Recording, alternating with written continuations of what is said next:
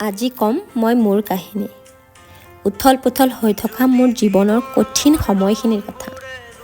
যিজনী ছোৱালীয়ে কষ্ট কি বস্তু, ভাগৰ কি বস্তু, বেমাৰ কি বস্তু কেতিয়াও অনুভৱে কৰা নাছিল, আজি প্ৰতিটো খোজতে কষ্ট ভাগৰে জৰ্জৰিত কৰি তুলিছে। সকলোৰে মুখত শুনিছোঁ যে ঈশ্বৰে হেনো তেওঁকে বেছি পৰীক্ষা লয় যাৰ ধৈৰ্য শক্তি বহুত থাকে। হয়তো মোৰো আছে, সেই ভাবিয়ে নিজকে বহুত ষ্ট্ৰং কৰি ৰাখোঁ। বিশ্বাস কৰক, মোৰ অলপো ভয় নালাগে, কাৰণ কালি কি হ'ব সেয়া কোনেও নাজানে। সেয়ে মই অকল বৰ্তমানক লৈ জীয়াই ভাল পাওঁ।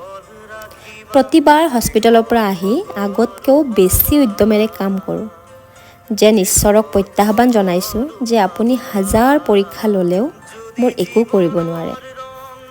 মই কেতিয়াও হাৰ নামানো। হয়তো এয়াই জীৱন, আজি বেয়া হ'লে কালি ভাল হ'ব।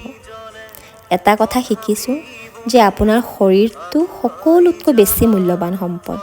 সদায় শৰীৰৰ যত্ন কৰিব লাগে। আৰু মনটো যদি বহুত কঠিন, তেতিয়াহ'লে হাজাৰ বিপদেও আপোনাক পৰাস্ত কৰিব নোৱাৰে। আৰু আপোনালোকে ইমান মৰম দিয়ে, ইমান সুস্থ হোৱাৰ প্ৰাৰ্থনা কৰে, তেতিয়াহ'লে মোক বিচনাত পেলাই ৰখাৰ কাৰো ক্ষমতাই নাই। এগৰাকীয়ে কৈছে, আপুনি কাম কৰি বিজি থাকক, চাব আপোনাৰ বেমাৰ ভাল হৈ যাব। এই যে আপোনালোকৰ সৰু সৰু মন্তব্যবোৰে মোক বাৰুকৈ উৎসাহিত কৰে। চিনাকি কিছুমানে কয়, তোমাৰ ইমান বেমাৰ হৈ থাকে, অলপ কাট কৰি কথাবোৰ কয়। মই একো বেয়া নাপাওঁ, কাৰণ বেমাৰ যাৰ হয় তেওঁ গম পায় তেওঁৰ শৰীৰটোৱে কি সহ্য কৰি আছে।